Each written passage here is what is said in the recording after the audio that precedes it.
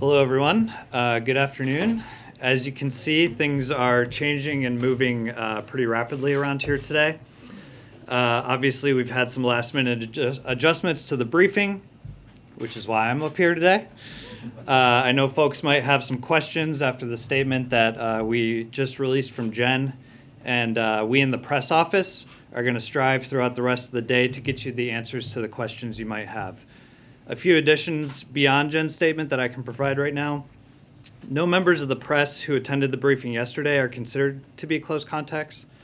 We are currently conducting contact tracing, and any member of the press who's considered to be a close contact will be contacted. But if a close contact is determined, it would not be through yesterday's briefing. So we just wanted to be clear about that.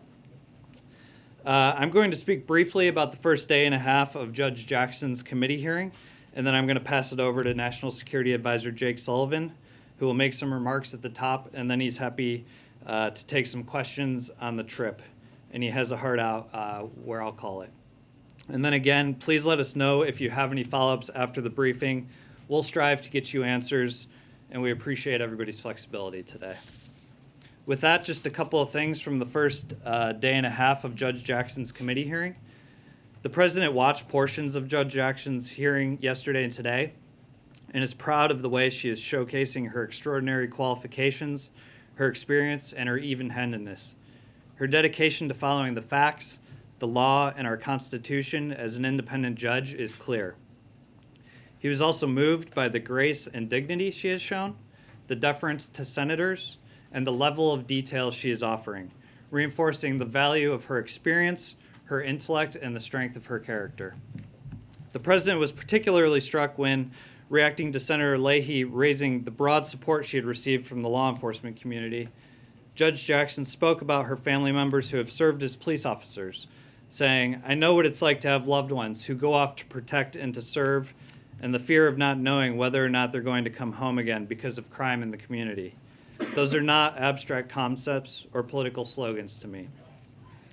As a former chairman of the Judiciary Committee, President Biden also appreciated her respect for the intent of lawmakers and the text of the law. He appreciated Judge Jackson's commitment to stay in the lane of judges prescribed by the Constitution and her highlighting the importance of precedent. He was also struck by how she swiftly dismantled conspiracy theories put forward in bad faith. They've been debunked by numerous fact checks, experts, and the record itself. In selecting Judge Jackson, President Biden sought the opinions of Republicans and Democrats who made clear they wanted someone of deep experience in the mold of Justice Breyer.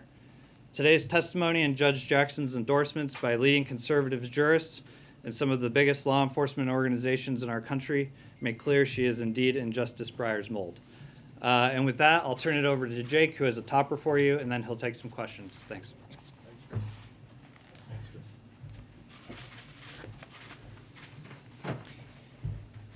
Good afternoon, everybody. I'll make a few comments, and then as Chris said, I'd be happy to take your questions. The President is heading to Europe tomorrow to reinforce the incredible unity we built with allies and partners in response to Russia's brutal invasion of Ukraine, and to consult on next steps. Let me take a moment to set the context for this trip. Russia intended to accomplish three basic objectives in launching its unprovoked attack against Ukraine. First, to subjugate Ukraine. Second, to enhance Russian power and prestige. And third, to divide and weaken the West. Russia has thus far manifestly failed to accomplish all three objectives. In fact, it has thus far achieved the opposite. On the first, the brave citizens of Ukraine are refusing to submit. They're fighting back. They're defending their homes. They're defending their cities. And although Russia may take more territory in these brutal military operations, it will never take the country away from the Ukrainian people. On the second, Russian power and prestige has been badly depleted. The Russian military has dramatically underperformed. The Russian economy has been rocked by powerful sanctions. The Russian high-tech and defense sectors are being choked off from key inputs. And Russia is a pariah in the international community. On the third, the nations of the free world are more united, more determined, and more purposeful than at any point in recent memory. For our part, since President Biden in the United States began warning the world of impending Russian aggression back in November, we have clearly and consistently pursued 3 lines of effort. First, help Ukraine defend itself by supplying weapons and military equipment. Second, impose severe and escalating economic costs on Russia through the application of unprecedented sanctions in close coordination with allies and partners in Europe, the Indo-Pacific, and other parts of the world. And third, fortify NATO and the Western Alliance by enhancing our force posture on the eastern flank and making our allies more resilient against other forms of Russian aggression. We've made decisive moves on all 3 fronts, and President Biden's trip will involve further actions on each of these 3 fronts. He will attend an emergency NATO summit joined by the leaders of the other 29 NATO allies. He will join the G7 leaders, and he will address the 27 leaders of the European Union at a session of the European Council. He will have the opportunity to coordinate on the next phase of military assistance to Ukraine. He will join our partners in imposing further sanctions on Russia and tightening the existing sanctions to crack down on evasion and to ensure robust enforcement. He will work with allies on longer-term adjustments to NATO force posture on the eastern flank. He will announce joint action on enhancing European energy security and reducing Europe's dependence on Russian gas at long last. He will announce further American contributions to a coordinated humanitarian response, to ease the suffering of civilians inside Ukraine, and to respond to the growing flow of refugees. From Brussels, President Biden will travel to Poland, where he will engage with U.S. troops who are now helping to defend NATO territory, and he will meet with experts involved in the humanitarian response. He will also hold a bilateral meeting with President Duda of Poland. I'll leave further details on the schedule and program for each of these aspects of the trip to our trustee communications and press team. Let me close with this. There will be hard days ahead in Ukraine, hardest for the Ukrainian troops on the front lines and the civilians under Russian bombardment. This war will not end easily or rapidly. For the past few months, the West has been united. The President is traveling to Europe to ensure we stay united, to cement our collective resolve, to send a powerful message that we are prepared and committed to this for as long as it takes, and to advance our response on all 3 critical fronts that I've described: helping the Ukrainian people defend themselves, imposing and increasing costs on Russia, and reinforcing the Western Alliance. And with that, I'd be happy to take your questions. Yeah. The Russians and the Hungarians seems to be reluctant on imposing a ban on importing Russian oil and gas. Will this weaken the sanctions? And what do you call on the groups that the president is going to meet to expel Russia from the G20, of course, group? And do you think that an agreement with Iran could be reached without Russia? So when the president announced that the United States was going to ban the import of Russian oil and gas, he was very clear. He said that the United States is uniquely positioned. We are an energy producer. We can do this. We can take this step of banning the import of Russian oil and gas and coal and be able to withstand it, have resilience against it. But he also recognized quite explicitly in that statement that some of our European allies and partners would not be able to follow suit, and he was not going to pressure them to do so. From his perspective, what we have achieved with our European partners in terms of financial sanctions, export controls, and other measures to hit the Russian economy hard have had unprecedented impact on a large economy at a scale we have never seen before.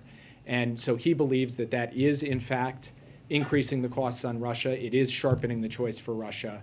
And he feels very good about where things stand today in terms of the unity and resolve of the Western Alliance on sanctions. And as I mentioned in my opener, we will have more to say on sanctions in the coming days. On the question of the G20, I will just say this. We believe that it cannot be business as usual for Russia in international institutions and in the international community. But as for particular institutions and particular decisions, we'd like to consult with our allies, consult with our partners in those institutions before making any further pronouncements. Finally, we believe that if there is an Iran nuclear deal that meets the standards the president has set, to verifiably block the pathway of Iran to get to a nuclear weapon and put this program back in the box after President Trump let it out of the box when he left the deal back in 2018, we will do that deal because we believe it is in the American national security interest to do so, but we will not do that deal until it meets those objectives. Yeah. Thank you very much. If you tell us anything more about the sanctions, you did just say further sanctions. If there's anything more about what areas that could be, and that would be great. And the other thing, there was a report out that British troops are basically secretly training Ukrainians to use this very sophisticated anti-aircraft weapons, the SAR. Are there any U.S. troops in Eastern Europe or anywhere else currently training Ukrainians?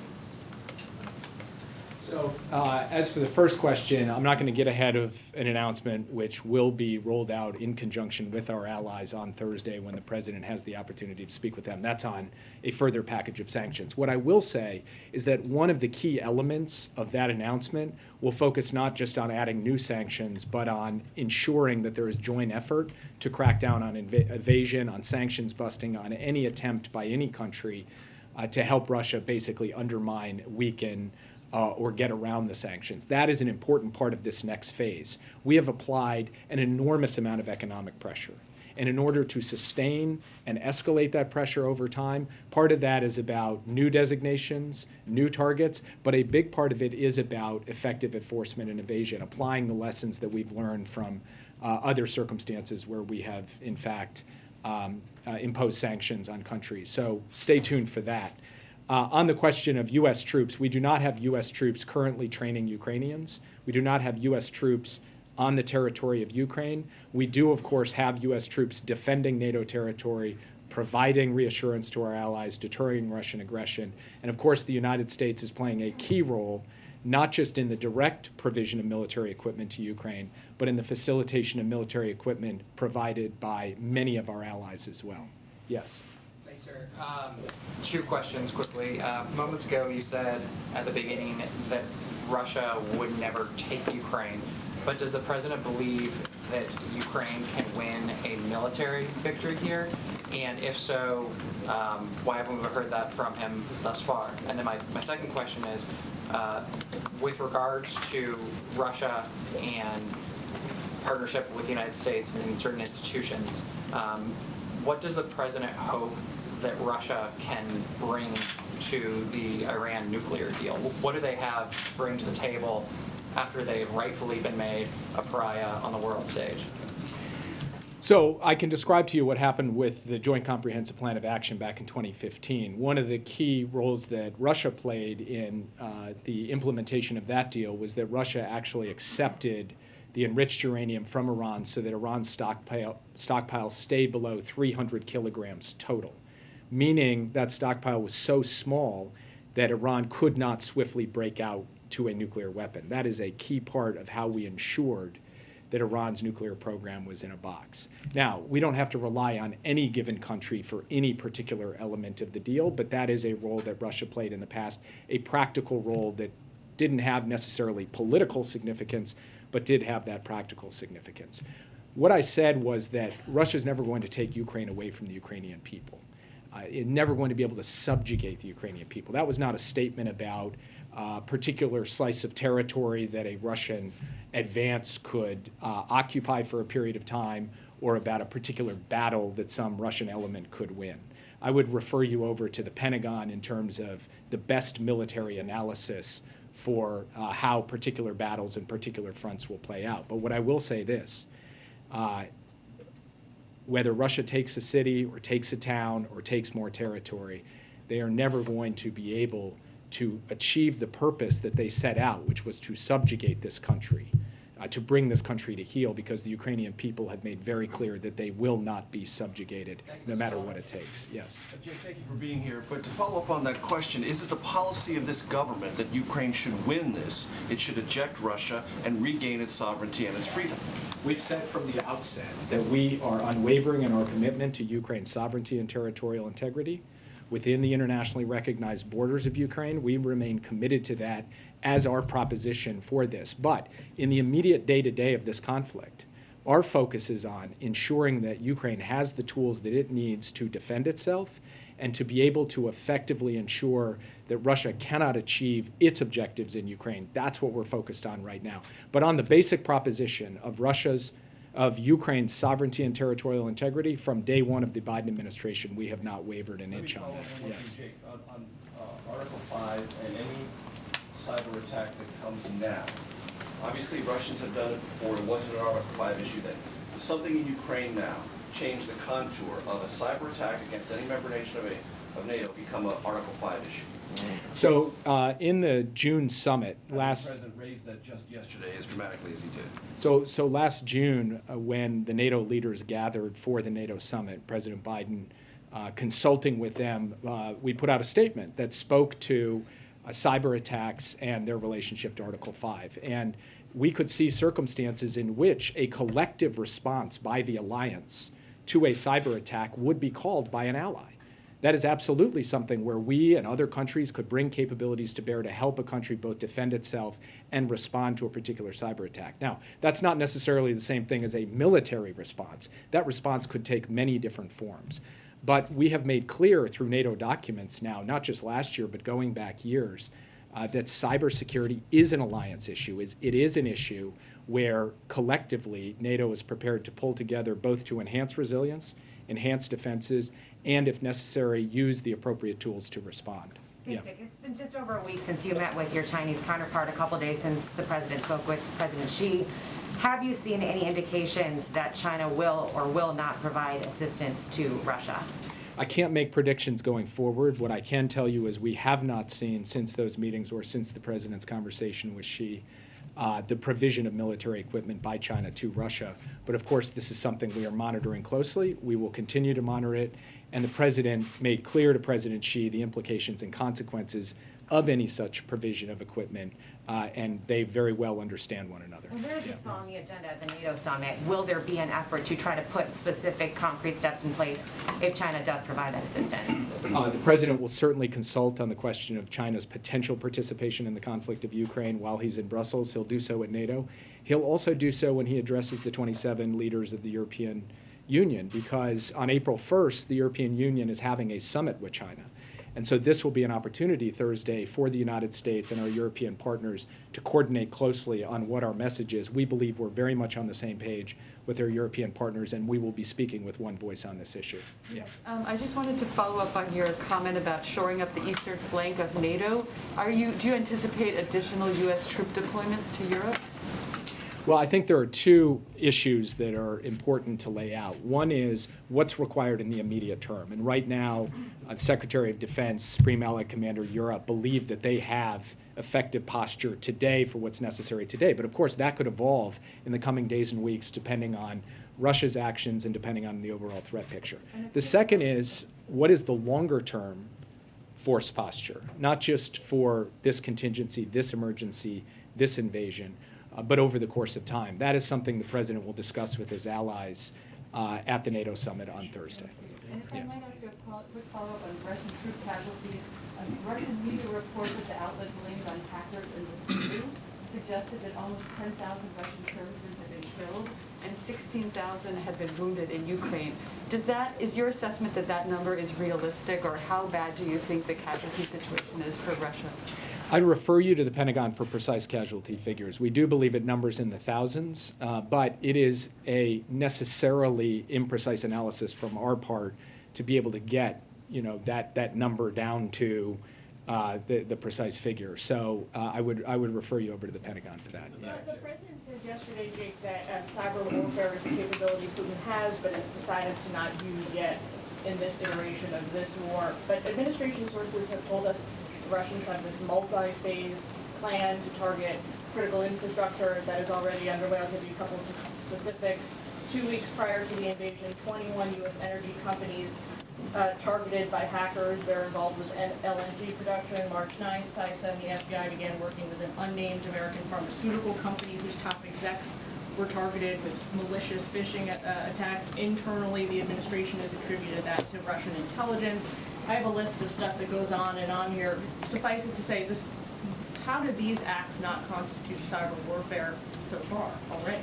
So first, the president put out a statement yesterday, a very strong, clearly worded statement, in which he said, based on evolving intelligence, we believe that attacks could occur. Now, the Russians have spent years preparing the ground for attacks, trying to get inside systems. That they are not already underway? Just want to clarify? Well, what I think we would distinguish between is gaining access to a system, which could be used for a variety of purposes, intelligence collection, or mere preparation for a future attack, and the actual disruptive, destructive type of attack of the kind you saw that shut down the Colonial Pipeline last year, for example, or attacked JBS Foods. And it's really that latter thing that we have not yet seen, but how one defines cyber warfare or cyber attacks, of course, is going to differ across individuals. The distinction the president was making was the distinction between all of that preparatory work, which has been ongoing for years and has in fact intensified, and the type of destruction or disruption, the launch of a particular form of malware, for example, that would result in the kinds of physical effects we've seen in past attacks. Thanks, Jake. I wanted to ask about concerns about the use of nuclear weapons, including possibly smaller nuclear weapons. Can you just address those concerns and talk about how that might come up on this trip? Well, President Putin, in the early days of the conflict, actually raised the specter of the potential use of nuclear weapons. It is something that we do have to be concerned about. Based on our current analysis, we have not changed our nuclear posture to date, but we are constantly monitoring for that potential contingency, and of course we take it as seriously as one could possibly take it. We will be consulting with allies and partners on that potential contingency among a range of others and discussing what our potential responses are. But I'm not going to speak to that from this podium today. I'm going to let the president have the opportunity to speak with his fellow colleagues on what is a very weighty matter. Yeah. Are Vladimir Putin's days numbered, Jake? Are Vladimir Putin's days in power numbered?